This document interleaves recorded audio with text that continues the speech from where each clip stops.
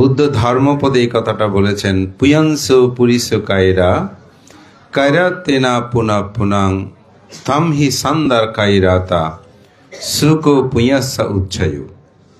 বুদ্ধ বলছেন, জগতে মানুষ পুণ্যকর্ম হচ্ছে আমাদের সুখের একমাত্র উৎস।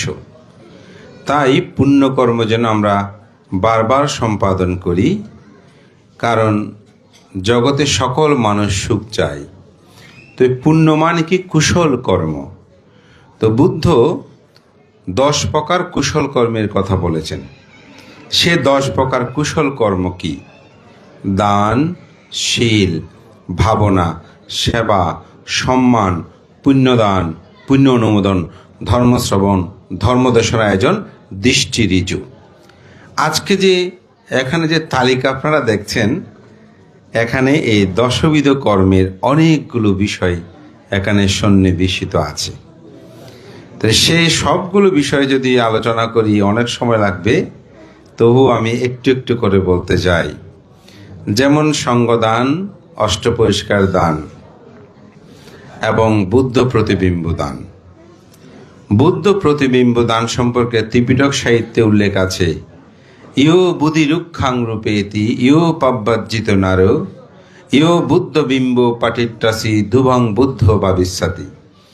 এখানে বলা হচ্ছে, যারা বুদ্ধিবৃক্ষ রোপণ করে, যারা প্রব্রজ্জিত হয় অর্থাৎ শ্রমণ ভিক্ষু হয়, এবং যারা বুদ্ধ প্রতিবিম্ব প্রতিষ্ঠা করে অর্থাৎ বুদ্ধ মুক্তি দান করে প্রতিষ্ঠা করে, ধ্রুবং বুদ্ধ ভবিষ্যতি, তারাও ভবিষ্যতে বুদ্ধ হন। তো এখন যিশুবাবু বা আপনারা আজকে বুদ্ধ মুক্তি দান করে আপনাকে বুদ্ধ হয়ে যাবেন, এটা কি লেখা হয়ে গেল? না, বুদ্ধ প্রতিবিম্বটা আসলে মনের মধ্যে প্রতিষ্ঠা করতে হবে। মনে যদি বুদ্ধকে স্থান দিতে পারেন, তাহলে আপনি দ্রুত বুদ্ধ হবেন। কীরকম মনে স্থান দেবেন? আমি আমার দেশনায় এই উদাহরণটা প্রায় সময় দিই। যেমন আপনি পঞ্চশীল গ্রহণ করেছেন, তো একটা প্রাণী হত্যা করার জন্য আপনাকে বলছে বা প্রাণীটা খেতে ইচ্ছে করছে, আপনি না, আমি পঞ্চশীল পালন করি, প্রাণী হত্যা করে আমি এটা গ্রহণ করব না। এই যে চেতনাটা আপনার মধ্যে উৎপন্ন হয়েছে, কেন? কারণ তখন আপনার চিত্তের মধ্যে বুদ্ধ আছে। আপনি অষ্টশীল নিয়েছেন, কেউ যদি গায়ে পড়েও আপনার সাথে ঝগড়া করে, আপনি বলছেন আজকে অষ্টশীল নিয়েছি, কিছু বলবো না, আগামীকাল দেখা যাবে। অর্থাৎ অষ্টশীল শেষ করার পরে তার সাথে বিষয় কেন? কারণ আপনি আজকে বুদ্ধকে আপনার অন্তর্জগতের মধ্যে প্রতিষ্ঠা করেছেন। কারণ বুদ্ধ মানে প্রজ্ঞা, জ্ঞান, এটা আছে বলে আপনি বলছেন না, আমি তার সাথে আজ কোনো ঝগড়া করব না। জবিন মাপজব অমুক বলে যে না, অষ্টশীল দিন পারবো না। কেন? সেদিন অনেক তর্ক বিতর্ক এসে হবে, আমি উচ্চ বাক্য মহাবাক্য করতে পারবো না। তাহলে দেখেন, এই বুদ্ধ এভাবেই অন্তর্জগতের মধ্যে প্রতিস্থাপন করতে হবে, রোপণ করতে হবে। তো আজকে বুদ্ধের রোপণের একটি কাজ তিনি করেছেন, সেটা ত্রিরত্ন গ্রন্থটি সংকলন। এখানে তিনি যেগুলো সংকলন করেছেন, বইটা আমি একটু চোখ বুলিয়ে দেখেছি।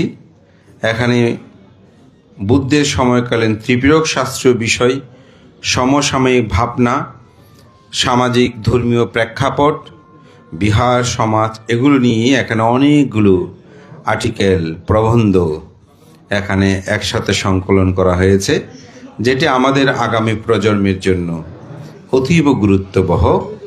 এবং এটা প্রকাশনার মাধ্যমে ও মানুষের অন্তর্জগতে যে বুদ্ধ রূপটা জাগ্রত করার জন্য একটি দীর্ঘস্থায়ী ব্যবস্থাপনা। এজন্য আসলে একটি বই মানুষেরকে বাঁচিয়ে রাখে। আজকে যদি এই বইয়ে সম্পাদকের সংকলন কথার আমি না পড়তাম, যিশুবাবু সম্পর্কে আমার অনেক কিছু অজানা থেকে যেত। তো তার অভিমতে একটা সুন্দর কথা আমার খুব রেখাপাত করেছে, যে তিনি তার শেয়ার ব্যবসা জীবনের কথা বলতে গিয়ে তিনি অকপটে বলেছেন, আমি আরও বেশি অর্থ উপার্জন করার জন্য শেয়ার আমি নিমগ্ন হই। এটা থেকে আমরা একটা শিক্ষা লাভ করতে পারি, যে আমি অতিরিক্ত কিছু চাইতে গেলে আমাদের জীবনের ছন্দপতন ঘটে।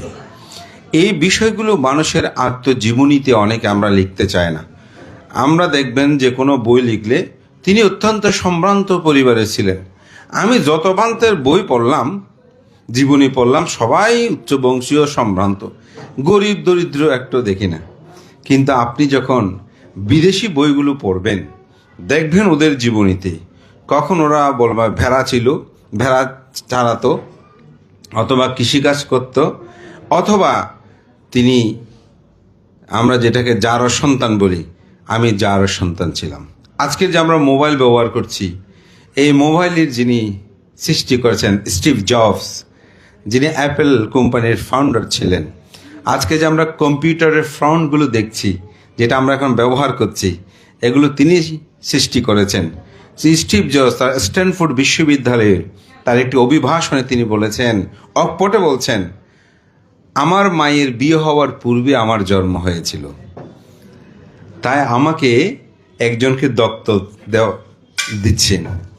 তো দত্তক দেওয়ার সময় আমার মা তার সাথে দলিলে কমিটমেন্ট নিয়েছিলেন যে আমার ছেলেকে বিশ্ববিদ্যালয়ে পড়াতে হবে। বাকিগুলো আরও অনেক কথা, আমি সেটা বলছি না। এখন আমি বলতেছি, তিনি যে তার মার বিয়ে হওয়ার আগে তার জন্ম, এই কথাটা আমাদের এখানে কেউ বাংলাদেশে বলতে পারবে, লিখতে পারবে? দেখেন তার জীবনীটাতে কেমন তিনি সেটা লিখেছেন। আর আমরা লিখলেও সেগুলো নিয়ে বিভিন্ন সমালোচনা করি। তখন অনেক সময় বলি এগুলো লেখার কি দরকার ছিল, এই ছিল। আসলে একটা মানুষ কোথায় থেকে কিভাবে উঠে আসা, এটাকে উপলব্ধি, তখন আরেকটা মানুষ প্রেরণা লাভ করবে না। এই কাজটা এরকম। সেজন্য দিশবাবুর যখন আত্মকথায় আমি এখানে পড়ছিলাম, কিছু কিছু লিখেছেন যে আমি এরকম, সে আরও বেশি মানে পাওয়ার জন্য আমি আরও সেখানে ইনভেস্ট করি, আমার পতন হয়। তাহলে এখান থেকে আপনি একটা শিক্ষা লাভ করলেন যে না, যিশুবাবুর মতো এরকম পতন হবে, আমি মধ্যম পথটা অবলম্বন করি। তো যে কথাটা বলছি যে এই ত্রিরত্ন সংকলন গ্রন্থটি এখানে শুধু তার জীবন কথা না, আরও বিভিন্ন বিষয়গুলো যে একসাথে তিনি করে সংযুক্ত করেছেন, এটার দ্বারা আমাদের সমাজের কল্যাণ হবে এবং এখানে প্রজ্ঞার উন্মোচনের সুযোগ সৃষ্টি করে তিনি দিয়েছেন। এই জন্য বুদ্ধ প্রতিবিম্ব দান, এটা আসলে মূলত অন্তর্জগতের মধ্যে বুদ্ধকে রোপণ করা। আমি ভিক্ষু হয়েছি, আপনি কি মনে করেন নির্বাণ আমার জন্য খোলা? আপনি কি মনে করেন স্বর্গ আমার জন্য খোলা? না। যতক্ষণ আমি আমার আত্মসাধনায় নিমগ্ন না হব, প্রবজ্জিত হলেই যে তিনি বুদ্ধ হবেন তা কিন্তু নয়। আপনি বুদ্ধিবৃক্ষ রোপণ করলে যে আপনি বুদ্ধ হয়ে যাবেন তা কিন্তু নয়। আপনার অন্তর জগতেই বুদ্ধকে রোপণ করতে হবে। পাপমল বর্জন করে আপনাকে প্রবজ্য নিতে হবে, তবেই আপনি বিমুক্তির পথটি দেখবেন। তো সেজন্য আমি মনে করি আজকে অষ্টপরিষ্কার সঙ্গদান, সঙ্গকে দান, এখানে অষ্টপরিষ্কার দান সম্পর্কে আপনারা জানেন, বৌদ্ধ সাহিত্যে এটি অতীব একটি গুরুত্বপূর্ণ। পরমাত্মিক জীবন দর্শনে কেউ যদি সম্যক সম্বুদ্ধের সাক্ষাৎ লাভ করে, এহি ভিক্ষু বলার সাথে সাথে তিনি ঋদ্ধিময় পাত্রজীবন লাভ করে এই অষ্টপরিষ্কারের দানের। অষ্টপরিষ্কারের দানে আমি বহু বর্ণনা দেব না, 8টি এখানে জিনিস আছে। একটা হচ্ছে পাত্রদান। পাত্রদানে আমরা বলি যে বুদ্ধ সাহিত্যে, ত্রিবেদ সাহিত্যে আছে, যারা পাত্রদান করে তারা ভোগ সম্পদ লাভ করে। এই কথাটা বলছে এই জন্য, ভোগ সম্পদ আর বিত্ত সম্পদ এই দুটির মধ্যে পার্থক্য আছে। ভোগ সম্পদ হচ্ছে আপনি যে কোনো কিছু পরিভোগ করতে পারা, আর বিত্ত সম্পদ হচ্ছে আপনার অনেকগুলো ধরনের সম্পদ আছে কিন্তু আপনি সেগুলো ভোগ করতে পারেন না। তো এইরকম, যেমন একজনের 5টা ছেলে আছে, ছেলে মেয়ে 5 জন আছে, একটা ছেলে মেয়েও ওনাকে দেখভাল করে না, তাহলে ওনার কি ছেলে নাই? আছে, কিন্তু থাকলেও দেখভাল করে না। আমাদের সমাজে অনেক মানুষ আছে, লক্ষ লক্ষ কোটি কোটি টাকা আছে, কোথায়? ব্যাংকে জমা করে রেখেছেন, নিজে একটা ভালো কিছু খায় না, ভালো কিছু পরে না, কৃপণের মানে জীবনযাপন করে, ভালো পোশাক পরিচ্ছদ পর্যন্ত পরে না, আত্মীয় বলেন জ্ঞাতি বলেন তাদেরকেও কিছু দান ধর্ম করে না, মৃত্যুর পরে সেগুলো সেখানে থাকে। তাহলে চিন্তা করে দেখেন, তিনি ভোগ, তার কি বৃত্ত নাই? বৃত্ত আছে, কিন্তু তার ভোগ সম্পত্তি নাই। সেগুলো ভোগ করতে পারাটাও কিন্তু পুণ্য লাগে। সম্পদ অর্জন করেছেন, কিন্তু ভোগ সম্পদ যদি না হয় সে অর্থ বৃথায় পর্যবসিত হয়। আমি হয়তো ঘটনাটা বেশি বললে চিনে ফেলবেন, তাই একটু ভিন্নভাবে বলছি। উনি অসুস্থ, তার স্ত্রী এক জায়গায়, সেখানে তিনি মারা গেলেন। অসুস্থ স্ত্রী, তো স্ত্রী চাচ্ছে এক শহর থেকে আরেক শহরে। তো স্ত্রী মানে খবর দিচ্ছে, বাবা তুমি এখানে আসো। কিন্তু এই লোকটি এত কৃপণ, উনি ব্যাংকেও টাকাগুলো না রেখে তার রুমের মধ্যে কয়েকটা আলমিরা, সেখানে অর্থগুলো জমায় মানে গাদা গাদা টাকা উনি রেখে দিয়েছেন। এটা ছেড়ে তিনি কোথাও যেতেও নাকি চায় না। ভগবান তো ওনার স্ত্রী যে অসুস্থ, ওখানে যেতে বলতেছে, তো এই এক শহর থেকে আরেক শহরে, সেখানেও তিনি যাচ্ছে না। উনি মারা গেল, পরে স্ত্রী তো নিয়ে আসলো, চালালো। এটা ওনার খুব নিকটতম আত্মীয়। তো আমি কত প্রসঙ্গে যাচ্ছে না যে জিজ্ঞাসা করতে, কেন? ভগবানতে ওনার রুমটার কেউ সহজে ঢুকতে দেয় না। ওখানে দুই একটা আলমিরা আছে, সব টাকা পয়সা গাদা গাদা বাস করে রেখেছেন। কিন্তু এখন কোথায় গেলে উনি তো ওগুলো নিয়ে চিন্তা করে কোথায় যাবে। এই জন্য বাসা থেকেও তিনি বেশি বের টের হয় না, খুব কম, একেবারে সতর্ক।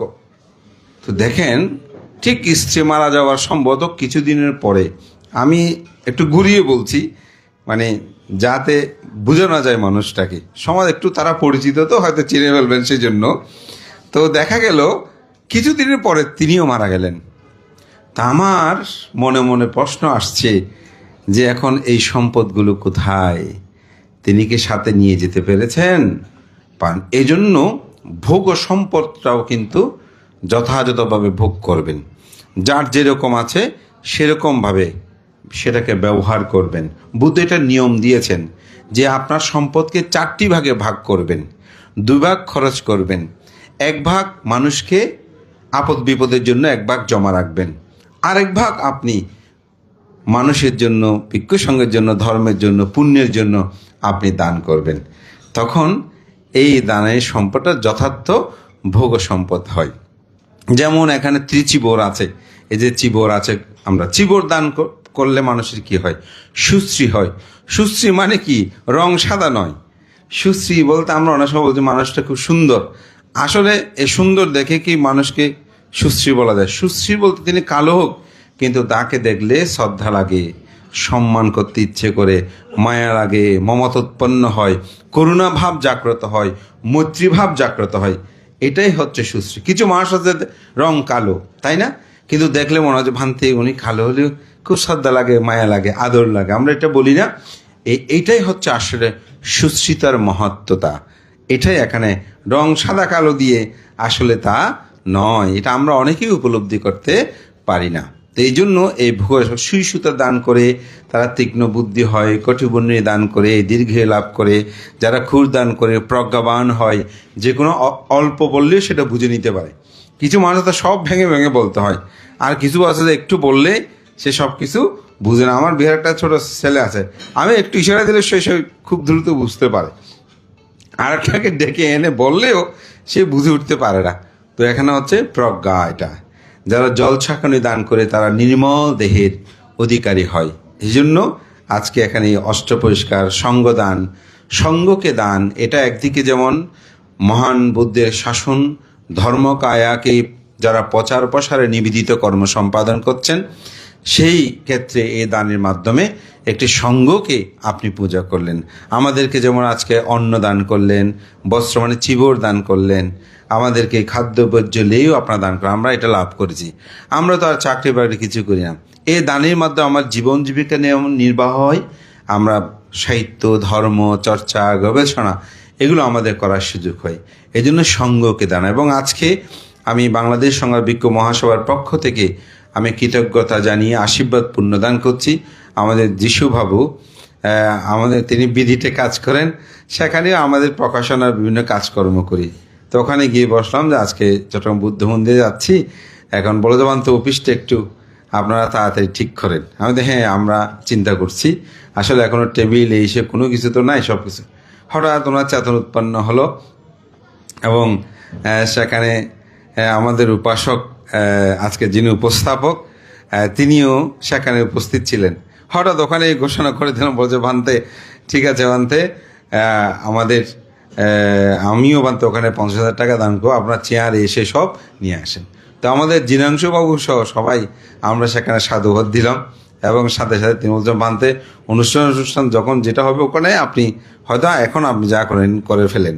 তো ইতিমধ্যে আমরা আসলে সেখানে সংস্কারের কাজ শুরু করেছি, যেহেতু এটা আমাদের অনেক দিনে আগের আমাদের শ্রদ্ধেয় ডক্টর জিনিবুদি ভান্তে একটু করে বলেছেন যে এই চট্টগ্রাম বৌদ্ধ বিহারে আসলেই বাংলাদেশ সংঘাবিক্ষ মহাসভার অফিস ছিল। 1989 সালে এই অফিস থেকে আমাদের শ্রদ্ধেয় সংঘরাস, অষ্টম সংঘরাসের মহান পুণ্যপুরুষ তার ছবি পর্যন্ত সেখানে ভেঙে ফেলে এবং আমাদেরকে সেখান থেকে বিতাড়িত করে বললেই অত্যুক্তি হয় না। সংঘের জায়গায় থেকে আশ্রিত সংগঠন আমাদেরকে বিতাড়িত করলো। তো যাই হোক, আমাদের শ্রদ্ধেয় সংঘবন্ধু অজিতানন্দ মহস্তবী সহ দীনাংশুবাবু সহ অনেকেই এখানে আছেন যারা সেই সময়ে, আমি সবার নাম উল্লেখ করছি না সময়ের কারণে, তারা আন্দোলন চালিয়ে গিয়েছেন। সমাজ প্রেক্ষাপটে তারা সেই সময় মাঝখানে এসে হয়তো নবম সংঘরাজ প্রয়াত হলে তারা অনেকটা ঝিমিয়ে পড়ে, তবে তাদের লেখনে কথনে তারা কিন্তু থেমেছিল না। তারা সেই আদর্শটাকে লালন করেছিল, তারা সেই প্রতিবাদী কণ্ঠস্বরটা ছিল এবং সেটা পরবর্তী শ্রদ্ধেয় ডক্টর জিনুবুদি মহাতের মহোদয়কে যখন চট্টগ্রাম বৌদ্ধ বিহারের উপাধ্যক্ষ পদ থেকে সেই সমিতি কর্তৃক অব্যাহতি প্রদান করলো, তখন ভিক্ষু সংঘের মধ্যে একটি জাগরণ সৃষ্টি হয় যে আমরা যেখানে থাকবো সেখানে দায়ক কিভাবে তাদেরকে বিতাড়িত করবে, এটা কোনোদিনও সম্ভব নয়। যার কারণে প্রতিবাদ হতে তৎকালীন সময়ে পরম শ্রদ্ধেয় সংঘবন্ধু অজিতানন্দ মহাতের মহোদয়ের নেতৃত্বে বাংলাদেশ সংঘরাজ ভিক্ষু মহাসভা শ্রদ্ধেয় জিনুবুদি ভান্তেরকে যে দায়িত্ব প্রদান করে, তিনি সেটা নিয়ে আইনিগতভাবে শান্তিপূর্ণভাবে তিনি তার কর্ম অর্থাৎ আদালতের মাধ্যমে সেটা চালিয়ে যায় এবং সেখানে চট্টগ্রামে কোর্টে সেখানে তিনি 2টি রায় লাভ করেন যে বিহার হচ্ছে সংঘের সম্পত্তি, সংঘের অন্তর্ভুক্ত। তো যার কারণে পরবর্তী সময়ে আমাদের শ্রদ্ধেয় ভান্তরা এগুলো বলেছেন, আমি সে কথা বলতে চাই না, সংঘরাজ ভান্ত সে কথাগুলো বলেছেন। তারই প্রেক্ষাপটে বর্তমানে চট্টগ্রাম বৌদ্ধ বিহার রাহু মুক্ত হয়েছে। এটার জন্য আমাদের সকলকে এগিয়ে আসতে হবে, এটাকে রক্ষা করতে হবে। জি শ্রদ্ধেয় জিনুবুদি ভান্তে তিনি একার জন্য এটা করেনি, তিনি হয়তো নেতৃত্ব দিয়েছেন, তিনি আমরা দীর্ঘায়ু কামনা করি, কিন্তু মানুষ তো জগতে মরণশীল, তিনি কি এটা সাথে করে নিয়ে যাবেন?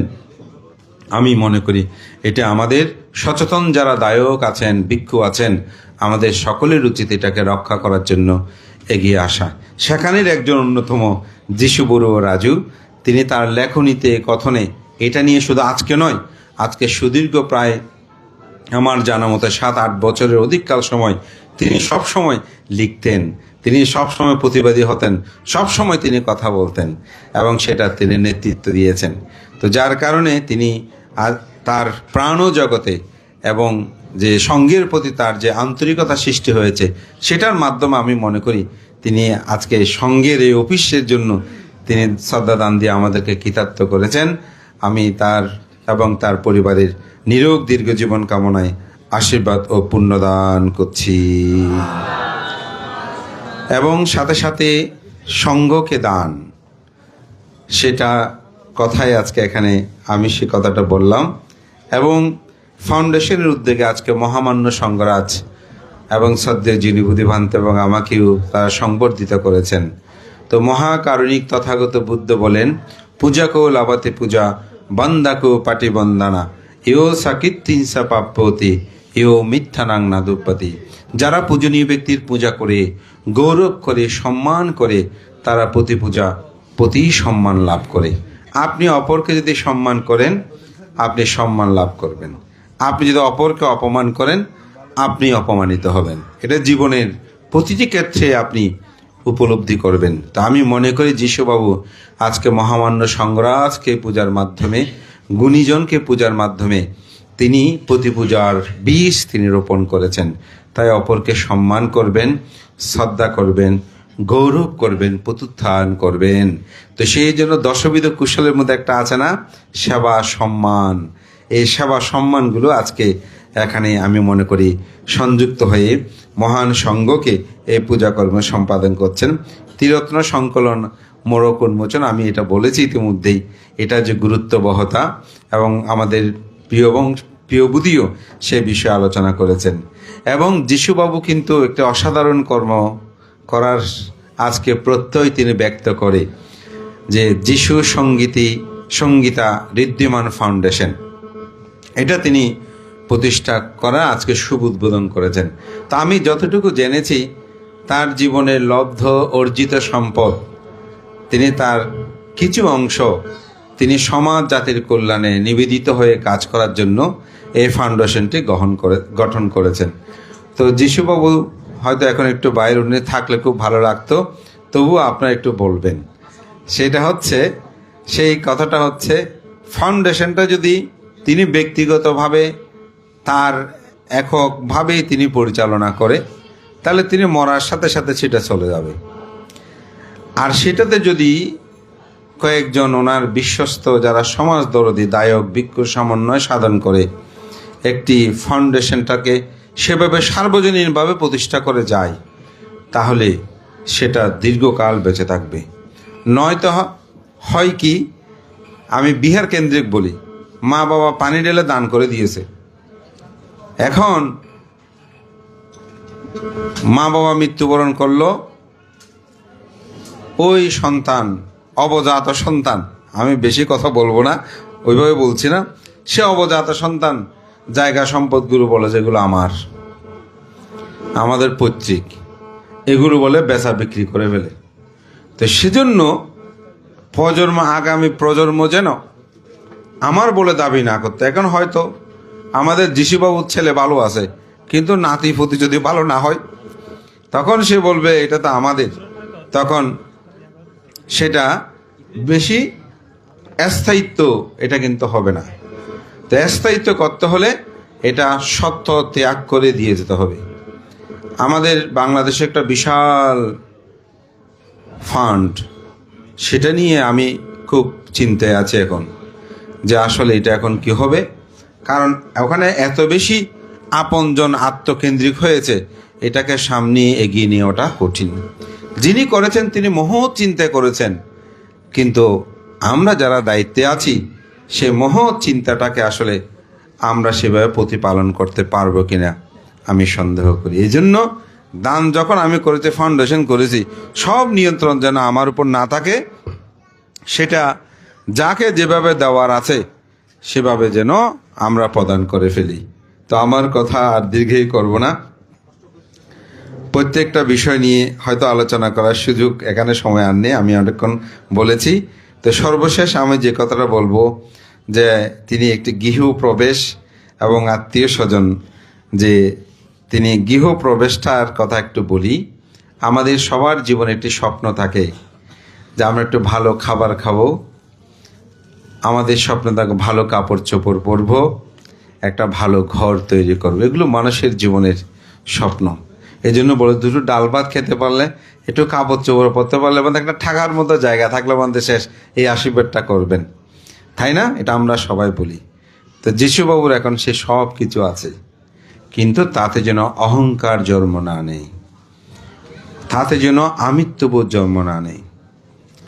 আমার একটা ছোটবেলার মায়ের কথা থেকে বলছি, একটা বাড়িতে গিয়েছে, তখনকার তো চেরাক ছিল, তো সেই নতুন বাড়িটা ওনাদের বাড়ি, তো চেরাক নিয়ে যখন গিয়েছে, চেরাকে শিগুটে না, তো বলছে এই তুমি এখানে কেন ঢুকছো? তো যিনি ঢুকেছেন তিনি একটু হাওয়া হয়ে গেছেন, তো এই বলে যে হয়তো নাই, হয় সারাগুলো ঢুকতে আন্দার নদাস হ্যাঁ বাইরো। তো উনি ওখান থেকে, ওনার হৃদয়ে এই কথাটা ডাক কেটে গেছে, যে নতুন ঘর করেছে এরকম করে আমাকে বলেছে, আমার চোখের সামনে সে ঘর ভেঙে ভেঙে পড়েছে। যিনি এই কথাটা বলেছে ভিখারির মতন হয়ে গেছে, আত্মীয় স্বজনের কাছে হাত পাততে পাততে। তার জীবনের কঠিন পরিণতি আমি দেখেছি। তা তা আমার মা আমাকে বলছে, দেখো আজকে যে এরকম করে তুচ্ছ করেছিল সে এখন কিরকম অবস্থা। এই জন্য কখনো বাড়িঘর নিয়ে অহংকার করবেন না। পোশাক পরিচ্ছদ, মৃত্যুর পরে দেখবেন এই পোশাক পরিচ্ছদ থাকবে না। এমনকি একটা আন্টি ভুলক্রমে মায়ের ওখানে থেকে গেছে, শ্মশানে পড়ার পর ভোরবেলায় সেগুলো খুঁজতে গেছে। অনেকে মনে করছে মায়ের জন্য কান্না করতে গেছে, আসলে তা না। ওই আন্টিটা যে ভুল করে নেয় নাই, ওটা নেওয়ার জন্য শ্মশানে চলে গেছে। তাহলে চিন্তা করে, আমি কিন্তু এগুলো বাস্তব, কোনো বানানো গল্প নয়, খুঁজতে গেছে। সুতরাং নিজের এই পোশাক পরিচ্ছদ অলংকার এগুলো নিয়ে অহংকার করবেন না। আমি এমন খাই তেমন খাই এরকম বলে, এগুলো আমি খাই নাকি এরকম বলবেন না। মৃত্যুর সাথে সাথে এক ফোঁটা পানি যদি আপনার ছেলে আপনার পরিবার দেয়, আপনি এক ফোঁটা পানি পান করতে পারবেন না, তাই নিরহংকারে হবেন। সর্বশেষ যিশুবাবু নিরোগ দীর্ঘজীবী হোক, তিনি আমাদের সমাজে একজন নিবেদিত ব্যক্তিত্ব। তিনি অনেকটাই বলছে, ভান্ত আমার বাড়িঘর সব, এখন আমি শুধু সমাজকর্ম করব। তা আমি এটাকে সাধুবাদ জানাই, তিনি যেন এভাবে সমাজকর্মে নিবেদিত হয়। আমি যে গাথাটা ভাষণ করেছি, পুণ্য করেছি, বান্ত অনেক দান করেছি, বোঝা আরও দান করা উচিত। অনেক পুণ্য করেছি, আরও বেশি পুণ্য করাটা উচিত। তাই আমি বলবো তিনি নিরোগ দীর্ঘজীবী হোক। আজকে তার যে শুভ জন্মদিন, এই জন্মদিন যেন বারবার ফিরে আসে। আমরা আসলে আরও এভাবে জানলে হয়তো সেটা আরও ভালো হতো, আমরা খেয়াল করি নেই, এখন এখানে এসেই সেটাকে উপলব্ধি করছি। শুনলাম যে তার জন্মদিন, তিনি সেই জন্মদিনে তার পিতামাতাকে আমি পুণ্যদান করি। তার পিতামাতাকে তো দেখার সুযোগ হয়নি, তবে পণ্ডিত শব্দটা যখন লিখেছে বোঝা যাচ্ছে সে বংশ। তবে একটা কথা আছে, বৃক্ষের ফল দেখে বোঝা যায় বৃক্ষটা কেমন ছিল। হয়তো তার পিতামাতার সে আদর্শ শিক্ষা লাভ করেছে বলে তার ত্যাগময় চেতনাটা উৎপন্ন হয়েছে।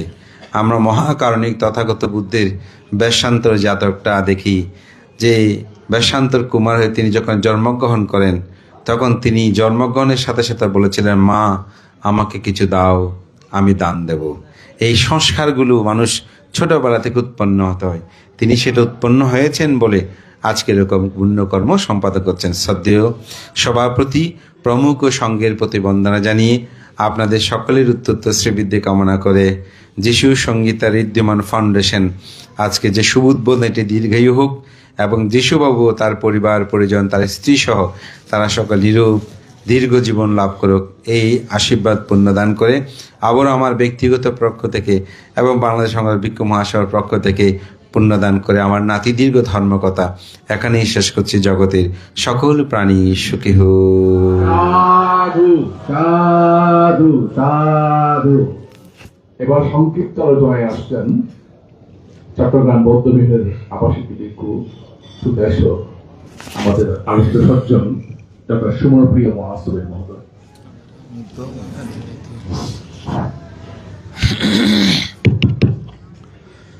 Andabhuto ayang loko tanu ketta vipassati sakunto jalamuto va apo sangaya gacchati ti।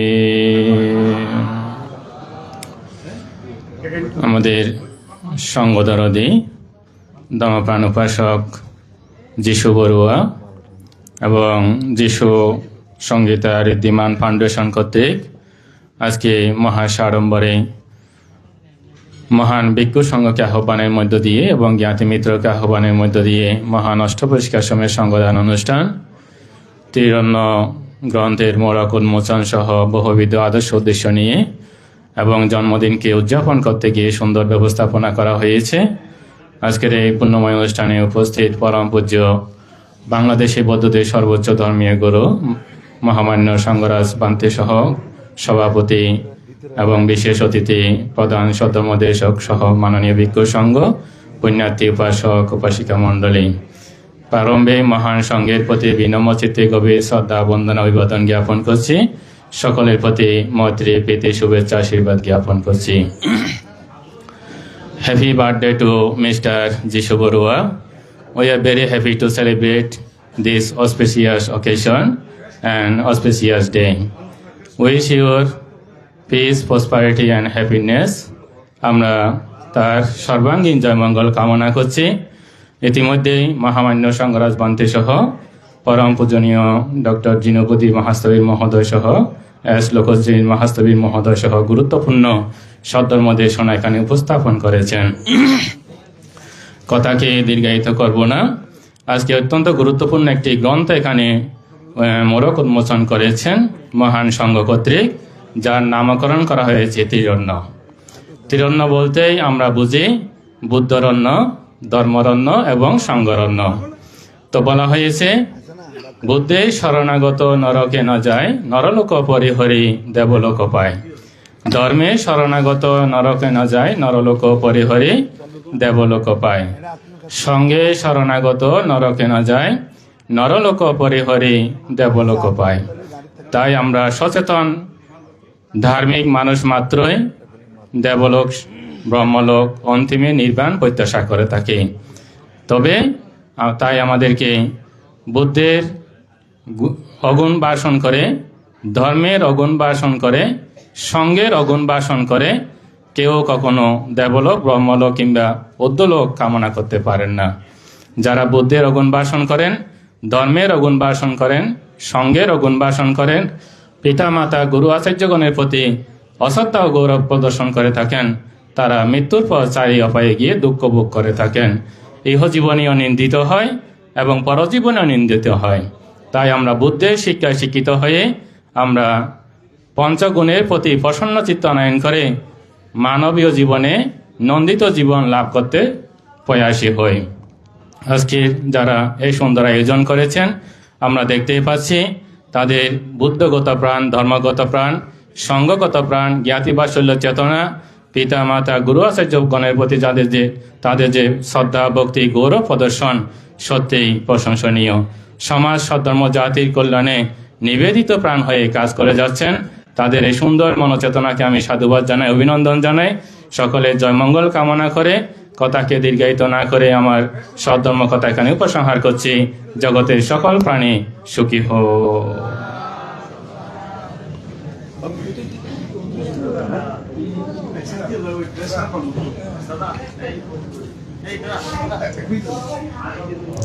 সম্মানিত সুধী, এবার সংক্ষিপ্ত আলোচনা আসছেন চট্টগ্রাম বৌদ্ধ বিহারের সাংঘিক আন্দোলনের অন্যতম পুরোধা, বিশিষ্ট বাগ্মী, আমার পরম শুভাকাঙ্ক্ষী, বাংলাদেশের একমাত্র সরকারি বৌদ্ধ বিহার, বন্দর বৌদ্ধ বিহারের অধ্যক্ষ ডক্টর দীপঙ্কর মহাস্তবীর মহোদয় এখন তার বক্তব্য রাখবেন। আমি তার বক্তব্য রাখার জন্য বিনম্র শ্রদ্ধার সাথে বন্দনা নিবেদন করছি।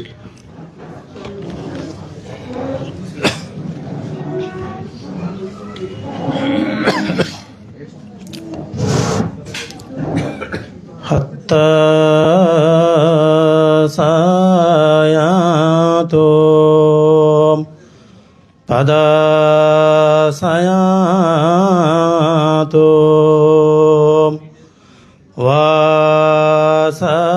वासाय सयातो सयातु ततमो अज्जाम तरातो समाहितो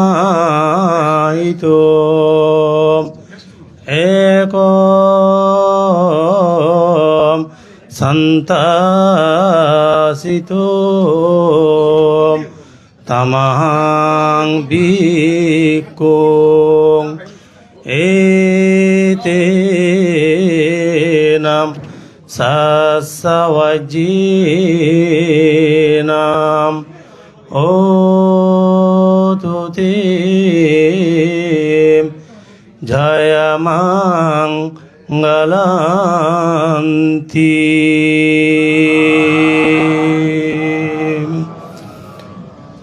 আজকের বাংলাদেশি বৌদ্ধদের সর্বোচ্চ ধর্মীয় গুরু, তেরোবাদ আদর্শের প্রধান সংগঠন বাংলাদেশ সংঘরাজ ভিক্ষু মহাসভার মহামান্য সংঘরাজ, আমার সীমা গুরু এবং কমলাপ্রসাদ গুরু মহামান্য সংঘরাজ ভান্তে, গণপ্রজাতন্ত্রী বাংলাদেশ সরকারের 21শে পদকে ভূষিত আমরা পণ্ডিত বিশ্ববিদ্যালয়ের প্রজ্ঞাপত্রকে আমরা দেখি নাই, এবং আমরা সেই পণ্ডিত বিশ্ববিদ্যালয়ের শিলভদ্র আচার্যকে আমরা দেখি নাই। আমাদের এই প্রজন্মের সেই আচার্য, পণ্ডিত বিশ্ববিদ্যালয়ের আচার্য, সেই প্রজ্ঞাভদ্র এবং নালন্দা বিশ্ববিদ্যালয়ের আচার্য শিলভদ্রের উত্তরসূরি। আমাদের বর্তমান প্রজন্ম আমরা দেখছি যে চট্টগ্রাম বিশ্ববিদ্যালয়ের অধ্যাপক, আমার একজন শিক্ষক, কখনো লেখক, কখনো গবেষক, কখনো সমাজচিন্তক, এবং যিনি দিবারাত্রি কাজ করেন সব্যসাচীর মতো বৌদ্ধিক চিন্তা চেতনাধারায় বৌদ্ধ দর্শনের আলোকে সকল মানুষকে একটি সুন্দর আলোকিত করার জন্যে আমার ওই প্রিয় শিক্ষক পরম শ্রদ্ধাভাজন প্রফেসর ডক্টর জিনবুদ্দীন মহাতারম মহোদয়। তেরোবাদ আদর্শের প্রধান সংগঠন বাংলাদেশ অঙ্গরাজ ভিক্ষু মহাসভার দুইবার নির্বাচিত অত্যন্ত একজন সাংঘিক চেতনার উজ্জীবিত আমার পরম সুহৃদ, পরম কল্যাণ মিত্র, বাংলাদেশ অঙ্গরাজ ভিক্ষু মহাসভার মহাসচিব, বিশিষ্ট সদর্মদেশক, এতক্ষণ ধরে অত্যন্ত ধারাবাহিকভাবে আমি মন ভরে শুনেছি। ছোটি বিষয় সম্পর্কে বিশেষ করে ভালোভাবে বলছেন, ভালো লাগলো। পরম কল্যাণ মিত্র এস লোকজিৎ মহাতারম মহোদয়, এবং এর আগেই আমাদের বাংলাদেশ অঙ্গরাজ ভিক্ষু মহাসভার যিনি প্রাক্তন সভাপতি পরম পূজ্য প্রিয়ানন্দ মহাতারম মহোদয় আজকের অনুষ্ঠানের সভাপতি, এবং পরম সুরী ডক্টর সুমনপ্রিয় সুপাটিপান্ন ভাগবত সাবগা সঙ্গ। সঙ্গের মধ্যে বৌদ্ধ আছেন, সঙ্গের মধ্যে অরহত আছেন। উপস্থিত দেবমানবের পূজ্য মহান সঙ্গকে আমি বিনম্র বন্দনা করি। আপনারা যারা দেখছি আমাদের চেতনা, আমরা বৌদ্ধ যুগের সময়ও দেখেছি সেই ক্ষমা উত্তলা দেবী, বিম্বিসার, সেই তাদের জীবন দর্শন আমরা দেখেছি। এর বিপরীতে যারা ছিল দেবদত্তের ভূমিকায় তাদের জীবন দর্শন আমরা পড়েছি, এবং সেই বিশেষ করে বুদ্ধের বিনয়সম্মতভাবে ত্রিপিটক অনুযায়ী বাংলাদেশ অঙ্গরাজ ভিক্ষু মহাসভার মান্যবর সভাপতি এবং প্রাক্তন প্রতিযোগিতা সম্পাদক, সঙ্গের স্বাধিকার রক্ষার প্রধান অগ্রদূত আমার গুরু ভান্তে সঙ্গবন্ধু অজিতানন্দ মহাতারম মহোদয়কে আমি কাছে থেকে দেখেছি, সাথে ছিলাম গুরুভান্তের সাথে। এবং সেই চেতনা লালনকারী দীর্ঘ সময়ের, কখনো লেখে, কখনো আদর্শ ধারণ করে অনেকে প্রায়ণ হয়েছেন, অনেকের সামনে বসে আছেন কাছে দূরে নিকটে, যারা বিম্বিসার ক্ষমোৎপলা দেবীর চেতনা লালন করেন। আপনাদের সকলের কাছে দূরে নিকটে মহান সঙ্গের পক্ষ থেকে আয়ু, বর্ণ, সুখ, জ্ঞান, প্রজ্ঞাবল যাতে নির্বাণ লাভ না করা পর্যন্ত অটুট থাকে, সঙ্গের পক্ষ থেকে আশীর্বাদ প্রদান করছি। বেশি কথা বলবো না, কম কথা বলবো। কম কথা শ্রবণ করে ধ্যান এবং অনুধ্যানে এনে আমার শ্রেষ্ঠতম মনুষ্যত্ব জীবনকে বৌদ্ধিক নিয়মে যদি আমরা আনতে পারি, আমরা লৌকিক এবং লোকোত্তর সুখের মধ্য দিয়ে আমরা, বুদ্ধ বলেন, হে ভিক্ষুগণ, প্রতিটা মানুষের মধ্যে বুদ্ধতা লাভের হেতু আছে যদি উপযুক্ত গুরু পায় এবং গুরুর কাছে গিয়ে সাধনা করে যদি সত্যি তার মনুষ্যত্ব জীবনকে শ্রেষ্ঠত্ব করতে পারেন। শুধু সদর্ম অনুরাগী, বিশেষ করে আমার অত্যন্ত ভালো লাগছে, প্রথমে আমি যে গাথাটি বলছি যে মহান ভিক্ষু সংঘ কায় বাক্য মনে সর্বোত্তম সংযত হয়ে যারা জন্ম দুঃখ, জরা দুঃখ, ব্যাধি দুঃখ, মৃত্যু দুঃখ, এই কালো তাপা থেকে মুক্তি লাভের জন্য, আমরা নির্বাণ লাভ করার জন্য আমরা ভিক্ষু হয়েছি। সেই ভিক্ষুর আজকের বিশেষ করে মহামান্য সংগ্রাস জাতীয় আন্তর্জাতিক খ্যাতি সম্পন্ন 21শে পদকে ভূষিত পরম শ্রদ্ধেয় ডক্টর জিনবুদ্দীন মহাতেরো এবং এস লোকজিৎ মহাতেরোকে সম্বোধিত করা হয়েছে। সাথে মহান সংঘকে আজকে বিশেষ করে সেই যিশু সঙ্গীতা ঋদ্ধিমান ফাউন্ডেশন এবং বিশাল একটি বুদ্ধের দর্শনের উপর বিভিন্ন জনের লেখা সংকলন, ত্রিরত্ন সংকলন, ডামি উদ্বোধন, যিশু বড়ুয়ার 65তম জন্মদিন এবং নবগৃহে স্বপ্নীল সেই কুঞ্জবন চট্টগ্রামে সেখানে নান্দনিক একটি বাড়িতে প্রবেশ করবে। এই উপলক্ষে ভিক্ষু সংঘের একমাত্র সম্পদ অষ্টপরিষ্কার এবং সর্বশ্রেষ্ঠ রস সধর্ম দেশনা জ্ঞাতি ভোজন। সত্যকারের যারা জ্ঞানী, যারা প্রজ্ঞাবান, তারা সেই কাজগুলো সম্পাদন করতে পারেন। আমি দেখেছি সত্যের জন্য বারবার আমাদের কাজ করতে হবে। মৃত্যুর আগ পর্যন্ত, নির্বাণ লাভ না করার আগ পর্যন্ত সত্যকে আমাদের ধারণ করতে হবে। যুগে যুগে বুদ্ধের বিপরীতে সবসময় দেবদত্ত ছিল, তবে আমাদের সবসময় মৈত্রী ছিল। দীর্ঘ আমার গুরুবানদের সাথে আমি থেকে দেখেছি কি কষ্ট করেছে।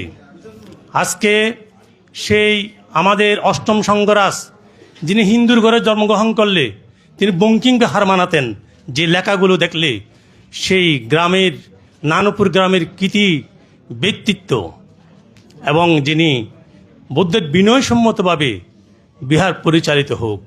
আমার গুরু ভান্তে তিনি লিখেছিলেন, বাংলাদেশ সংঘরাজ ভিক্ষু মহাসভা সভাপতিকালীন বলছিলেন, বুদ্ধ বিহারে সেই আমাদের ভিক্ষু সংঘরা শীল সমাধি প্রজ্ঞা লালন করে জন্ম নিরোধ করবে, আর গৃহী সংঘরা দানশীল বাপনা করবে। এই অর্থ হচ্ছে বিহার। সেই আমাদের পিছিয়ে পড়া সমাজকে এগিয়ে নেওয়ার জন্যে আমাদের বাংলাদেশ বৌদ্ধ সমিতি গঠন করা হয়েছিল। দুর্ভাগ্যের বিষয়, যখনই গঠন করা হয়েছিল তখনই কিন্তু অনেক গুণী ভিক্ষু সংঘ, গুণী গৃহী সংঘ ছিল। কালের বিবর্তনে তারা হারিয়ে গেছে।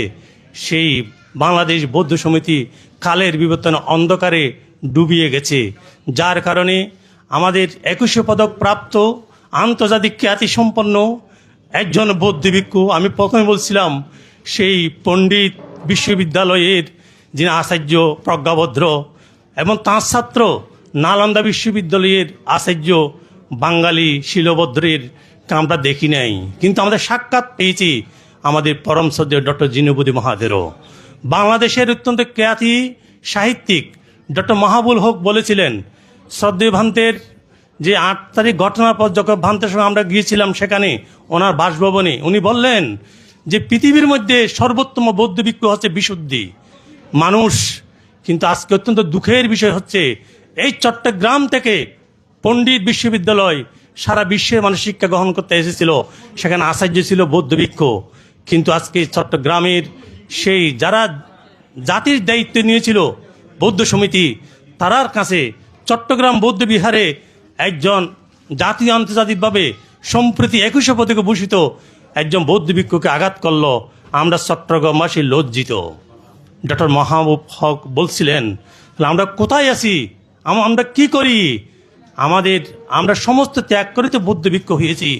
আসুন না আমরা আজকে সে সময়কালীন আমাদের আজকে উপস্থাপক আমাদের দীনেন্দ্র বড়ুয়া মহোদয়, অনেক বাংলাদেশ ব্যাংকের পরিচালক থেকে অনেক গৃহী সংঘ, অনেক ভিক্ষু সংঘ বিম্বিসারের চেতনা লালন করতেন, এবং তারা এখনও পর্যন্ত লেখনীর মাধ্যমে বিভিন্নভাবে তারা ধরে রেখেছেন।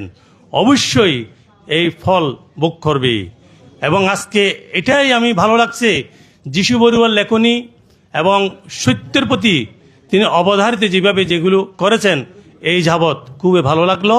এবং আজকে একটি সুন্দর একটি পরিবেশে, আমাদের একটা সুন্দর পরিবেশ সে এখানে এত ভালো লাগছে যা ভাষায় বর্ণনা করা যাচ্ছে না। তাই এই 2-3 সাংঘিক ব্যক্তিকে পূজা করতে গিয়ে, সংঘকে পূজা করতে গিয়ে এবং জ্ঞাতিকে সম্মেলনের মধ্যে দিয়ে আজকে অবশ্যই জন্মান্তরে আমি প্রার্থনা করব, অধিষ্ঠান করব, যিশু বড়ুয়ার পরিবার যারা এই আদর্শ সাংঘিক চেতনায়, আমি কতিপয় বলবো, দায়করা সবাই নয়, সবাই ভালো, খারাপ কেউ নয়। তাই কতিপয় মানুষের শুভ বুদ্ধি উদয় হোক, এবং সেটা আমাদের প্রজন্ম এটা দেখেছে। এই প্রজন্ম কি দেখেছে, একজন আন্তর্জাতিক খ্যাতিসম্পন্ন একজন বৌদ্ধ ভিক্ষু গায়ে হাত তুলেছে। আমরা লজ্জিত, আমরা দুঃখিত। আমাদের প্রজন্ম ভিক্ষুদেরকে আমাদেরকে প্রশ্ন করে যে আমরা আদৌ কি বৌদ্ধ ভিক্ষু থাকবো, এই প্রশ্নগুলো আমাদেরকে করে।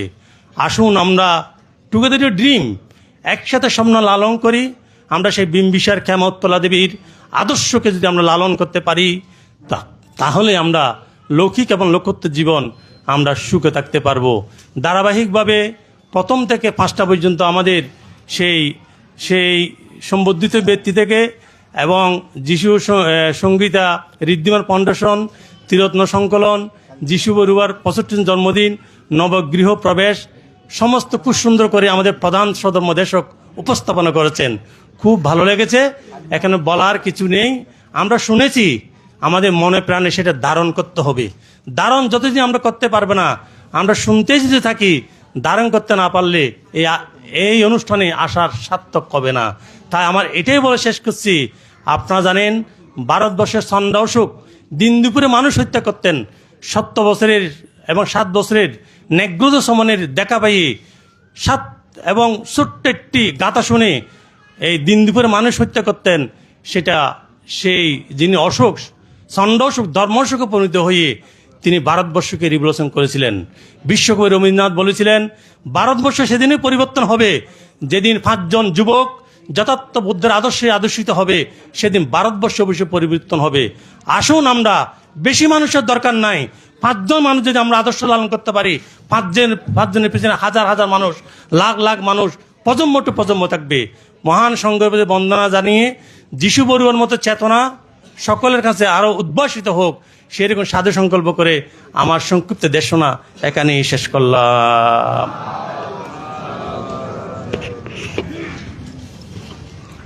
সুপ্রিয় সজ্জন, আমি আপনাদের সাথে আর কয়েক মিনিট সময় চেয়ে নিচ্ছি। আমি জানি আপনাদের ধৈর্যের সীমা আছে, তবু আমাকে আর অল্প কয়েক মিনিট সময় দিতে হবে। এবার যিশু সংগীতা ঋদ্ধিমান ফাউন্ডেশনের সুউদ্বোধন ঘোষণা ও নবগৃহ প্রবেশ উপলক্ষে ধর্মীয় বাণী উচ্চারণের মাধ্যমে আশীর্বাদ প্রদান করবেন মহান ভিক্ষু সংঘ।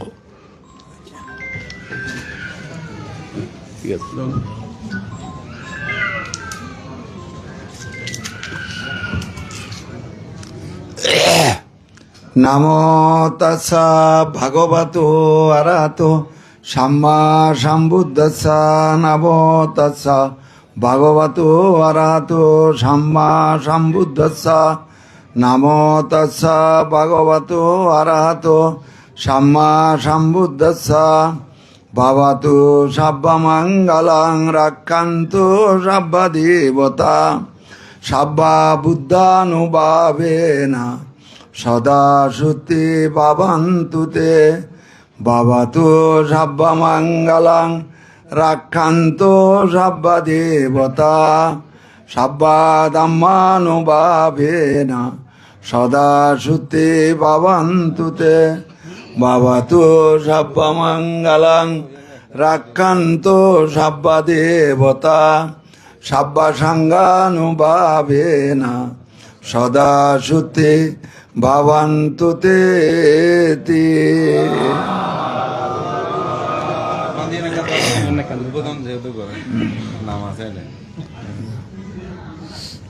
বুঝি না, পড়ে গেল। তারপর কি ফাইন্ডালন এখন জল ডালা শেষ করে দেন। এই তো আর কি কথা করবো, কথা বলছো না ভাই, বহুত কথা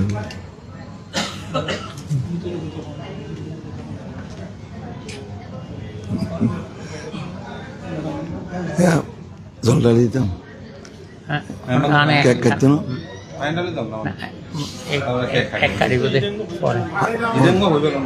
আচ্ছা, অনুত্তর পুণ্যক্ষেত্র ভিক্ষু সংঘ, সমবেত উপাসক উপাসিকা, দায়ক দায়িকা, আজ ফটিকছড়ির প্রসিদ্ধ গ্রাম নানুপুর, সদ্য 8ম সংঘরাজের জন্ম জনপদ, সদ্য শিলালঙ্কার মহাথের ত্রিপিটকের অনুবাদক, একই জায়গায় জন্মজাত রাজগুরু আর্যমিত্র মহাথের। নানুপুরবাসী পৃথিবীর ইতিহাসে একটা ইতিহাস রেখেছেন, সেটা হলো সদ্য শ্রদ্ধালঙ্কার মহাস্থবিরের বরণ উৎসব। অসুস্থের সময় সেবা এবং মৃত্যুর পর তার অন্ত্যেষ্টিক্রিয়া সমগ্র সমাজকে চমকিত করেছে। বহু সংঘরাজের জন্ম আমাদের সমাজে হয়েছে, বহু যোগ্য অভিজ্ঞ সংঘের জন্ম হয়েছে। শ্রদ্ধালঙ্কার ভান্তের মতো সেবা কোনো ভিক্ষু পেয়েছে কিনা আমার জানা নাই। নানুপুরের মাটির সন্তান শ্রদ্ধেয় শিলালঙ্কার মহাথের 1921 সাল তিনি চট্টগ্রাম কলেজিয়েট হাই স্কুলে লেখাপড়া করতেন। সেখানে তুলাবাড়িয়ার মিরেশ্বরে একজন শিক্ষক ছিল তারক বন্ধু বড়ুয়া। তিনি তো ভিক্ষু, ভজ্ঞালোকের একনিষ্ঠ সেবক, যে শ্রদ্ধেয় বান্তে 2 বেলা বন্দনা করে তিনি যে বলতেন, আমার গৃহী জীবন, আমার ধর্মীয় জীবন যার দ্বারা, যার শিক্ষায় উন্নত হয়েছে, সেই তারক বন্ধু বড়ুয়াকে আমি পুণ্যদান করছি। তিনি আমার শিক্ষক এইভাবে বলতেন। কোনো মানুষ এরকম কৃতজ্ঞ ব্যক্তির প্রতি যে পুণ্যদান করেছেন সেরকম যে আমাদের সমাজে তেমন দেখা যায় না। শ্রদ্ধেয় শিলালঙ্কার ভান্তে 21 সালে আমাদের মায়ের সুদর্শন বিহারে তার গুরুর সাথে বসবাস করেছেন। শ্রদ্ধেয় শিলালঙ্কার ভান্তেকে বাদ দিয়ে কোনো নানপুরের দায়ক বা দায়িকা, উপাসক বা উপাসিকা, কোনো ভিক্ষু সংঘ যোগ দিয়ে বক্তব্য প্রদান করে একটা বন্দনাও না জানায় আমার খুব ব্যথা লাগে, দুঃখ লাগে। তিনি আমার গুরুর গুরু ভাই।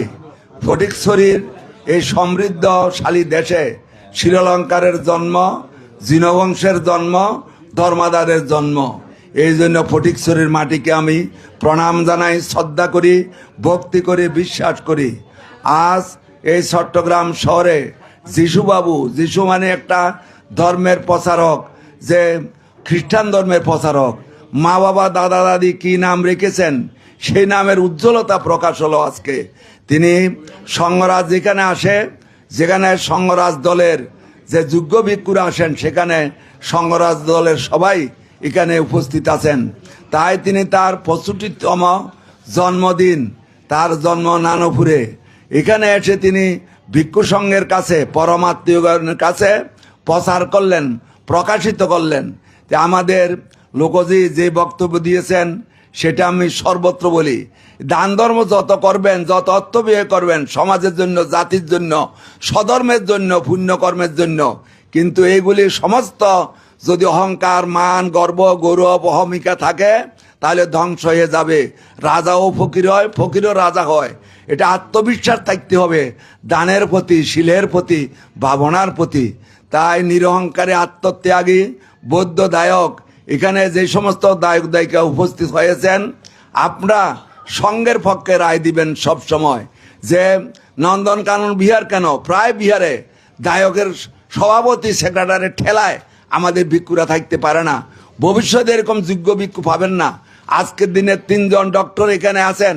আমাদের বাংলাদেশে, ভারতে এবং বিশ্বের যে সমস্ত বৌদ্ধ দেশ, বহু জায়গায় গিয়েছি, কিন্তু আমাদের সিনিয়র ডক্টর জিনবুদ্দিন মতো একজন ভিক্ষু, লিখক, গবেষক, প্রচারক, সাধক, স্বধর্মের অনুরাগী, দূরদর্শী জ্ঞানী এবং অন্যায়ের বিরুদ্ধে প্রতিবাদী, যিনি গত সরকার, বর্তমান সরকার, সকল সরকারের সামনে গিয়ে বৌদ্ধ ধর্মের প্রচারের জন্য, অন্যায়ের বিরুদ্ধে, রাজার বিরুদ্ধে কথা বলতে পারেন, সেরকম একজন যোগ্য বৌদ্ধ ভিক্ষু।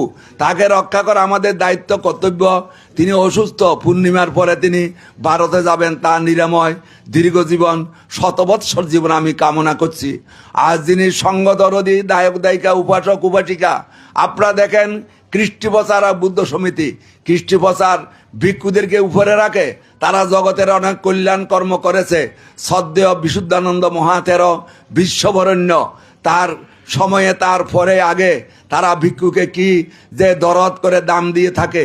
আমি হংকংয়ে গিয়েছিলাম, থেরবাদী বৌদ্ধ ভিক্ষুদেরকে এত তারা শ্রদ্ধা করে, ভালোবাসে। আমি কয়েকজন ভিক্ষুর মধ্যে, বাঙালি বৌদ্ধ ভিক্ষু যতজন ছিল তাদের মধ্যে এবং সেখানকার ভিক্ষুদের মধ্যেও বড় ছিলাম। সেজন্য আমি যেই সম্মান লাভ করেছি গত বৎসর, গত মাসে জানুয়ারিতে, আমি জীবনে কোনোদিন এরকম পাই নাই।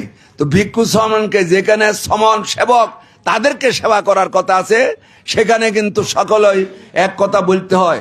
আপনার যদি ছেলে ভিক্ষু সমন হইতো, এই জিনবুদ্দি মুয়াস্তবীরের মাতা পিতা নাই, তিনি মাটি ভেদ করে আসে নাই, আকাশ থেকে উড়ে আসে নাই, তার যদি কর্মকাণ্ড ভালো না হয় সঙ্গ তার বিচার করতে পারেন, তাকে রাখতেও পারেন, বিদায়ও দিতে পারেন।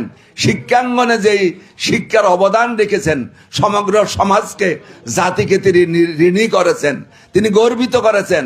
শুধু বৌদ্ধ নয়, হিন্দু, মুসলমান এবং সাকমা মারমা যারা চট্টগ্রাম বিশ্ববিদ্যালয়ে লেখাপড়া করে শিলাচার ভাঙতে, তার পরবর্তীকালে এই ডক্টর জিনবুদ্দি, তার শিক্ষা এখানে নয়, কলকাতার শিক্ষা। তার শিক্ষা, তিনি রাঙ্গুনিয়াতে জন্ম, তার গুরু হলো ধর্মাদার ভান্তে শিক্ষা গুরু সদ্য উপসংগরাজ সুগত বংশ মহাস্থবীর সুগতল বুদ্ধ, বুদ্ধপুত্র হয়ে তিনি সবসময় কি বলতেন যে জিনে যাকে ধরে তাকে ছাড়ে না, জিনো মানে বুদ্ধ। কিন্তু আপনারা অন্য কোনো তাবিজ তোমার যারা ভুয়া সেটা মনে করবে না, জিনো মানে বুদ্ধ, যিনি জগৎত্রাতা, যিনি জগতের শ্রেষ্ঠ শিক্ষক, সর্বজ্ঞ সর্বদর্শী, ভগবান বুদ্ধের একনিষ্ঠ অনুসারী। ভবিষ্যতে শত্রুর অভাব নাই, গুজব ছড়ায় শত্রুরা বিশ্বাস যায় মূর্খরা। এই জন্য যারা চট্টগ্রাম বিহারের পক্ষে আছেন, সংঘের পক্ষে আছেন, ডক্টর জিনবুদ্দি এবং মহাসভার পক্ষে আছেন, সকলেই সবসময় জাগরিত থাকবেন। নারী পুরুষ পথ কোনো বড় কথা নয়, পথ না থাকলেও আমি কাজ করতে পারি। যারা সেবা করে, শ্রেষ্ঠত্ব লাভ করে, তাদের জীবন ধন্য ধন্য ধন্য, কৃতার্থ, গৌরবনীয়। আজ যিশুবাবুর নিমন্ত্রণে এখানে এসে দেখতেছি অসুরের যেখানে আবির্ভাব হয়, সেখানে যে মানুষের মনুষ্যত্ব ধ্বংস হয়, যেখানে পুরুষের আবির্ভাব নাই, অসুরের আবির্ভাব নাই, সেখানে মানুষ শান্তি সুখ লাভ করে। তাই আজকের দিনে এই মিলন মেলায় রবি ঠাকুরের বাসায় দিবে আর নিবে, মিলাবে মিলিবে, এই মহাতীর্থে, এই মহামানবের সাগর তীরে যিশুবাবুর আত্মীয় স্বজন, পরম জ্ঞাতিগণ যারা এখানে এসেছেন, কারো কাছে এখন পাশব শক্তি নেই। এখন বুদ্ধ শক্তি, ধর্ম শক্তি, সঙ্গ শক্তি, ত্যাগের শক্তি, দানের শক্তি, শীলের শক্তি আপনারা লাভ করে জীবন অতিবাহিত করবেন। যিশুবাবুর জীবন শত বৎসর আমি কামনা করছি, প্রার্থনা করছি। বহু মানুষ জন্ম হবে, মনুষ্যত্বের অভাবে, ত্যাগের অভাবে জগৎ অন্ধকারে নিমজ্জিত হবে। তাই যেই বংশে তার জন্ম হয়, নানুপুরের সতীশ পণ্ডিত, তাদের যে বংশ আমাদের নিজামপুর অঞ্চলে নবাবপুর গ্রামে আছে, একজন ভিক্ষু আছে। তাই আমি সেই ধন্য নরকুলে লোকে যারা নাই বলে, মনের মন্দির নিত্য সর্বজন পূজে তারে। যেই রক্তধারা প্রবাহ একজন সুপুত্র কুলপুত্র পেয়ে থাকেন, মাতা পিতাগণ খুশি হন। মাতা পিতা যেখানে আছেন সেখান থেকে আশীর্বাদ করবেন, খুশি হবেন। বংশে যদি একপুত্র হয় কুলভূষণ, তার বংশ উদ্ধার হয় তাহার কারণ। এই মাতা পিতার অলঙ্কার যিশুবাবু যে কষ্ট করে, যে পরিশ্রম করে, তিনি এই চট্টগ্রাম শহরে এখন তার বিস্তারিত, প্রকাশিত, বিকশিত জীবন, এই পুস্তক 50 বৎসর 100 বৎসর কার দ্বারা প্রচারিত হয়েছে, কার অর্থায়নে হয়েছে, সেটা আজীবন মানুষের কাছে থাকবে। আজ যারা এই সমস্ত লেখাজোকা করে নাই, তারা হয়তো অল্প দিন জগতে থাকবে। আমাদের জিনবুদ্দি, ধর্মাদার বানতে, জুতিয়ল বানতে, তারা 100, 200, 300, 500, 1000 বৎসর তারা জীবিত থাকবেন, সদ্য ফজ্ঞালোক ভান্তে সহ। তাই আজকের দিনে আমাদের সমাজে আরো এরকম উত্তরসূরি জন্মগ্রহণ করুক। তা আমরা ভিক্ষুরা বলি, হিংসার ত্যাগ করেন, নীতির পথে আসেন। ভিক্ষুরা কিন্তু মানুষের সন্তান, তাদের মধ্যে দ্বিধা বিভক্তির জন্য, অশুভ শক্তির আবির্ভাবের কারণে তারাও একজন একজনকে দেখতে পারে না। লোকজি যেই সমাজে যায়, মানুষকে শান্ত, সুন্দর, সমাহিত বক্তব্য দিয়ে আসে, তাকে আমি বুকে রাখতে পারি না। আমি অবাগা, দীনহীন, দরিদ্র, আমি অজ্ঞানী, আমি গরিব। আর ডক্টর জিনবুদ্দি যেখানে প্রতিবাদী ভাষণ দিয়ে আসে, ভাষণের সময় জিনবুদ্দির দরকার, যখন কোনো বিপদে পড়ে দরকার নাই।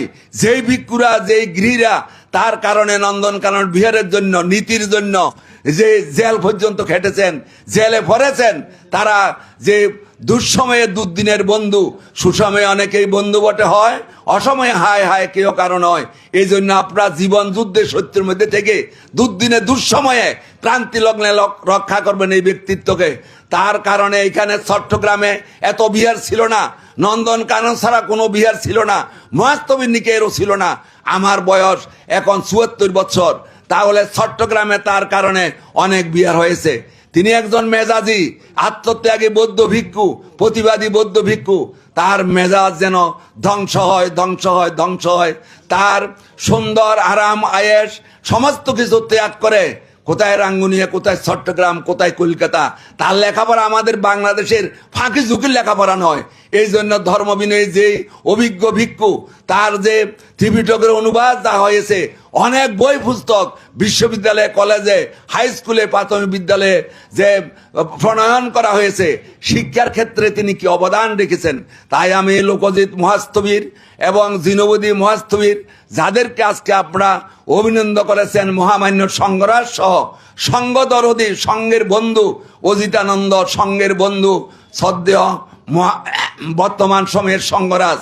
আর আমাদের সঙ্গে থাকেন ডক্টর যে প্রিয় একজন শিষ্য আছেন প্রিয়বদী, তিনিও মাস্টার শ্বাস, আরেকজন হলেন দীপঙ্কর, একজন হলো সুমনপ্রিয়।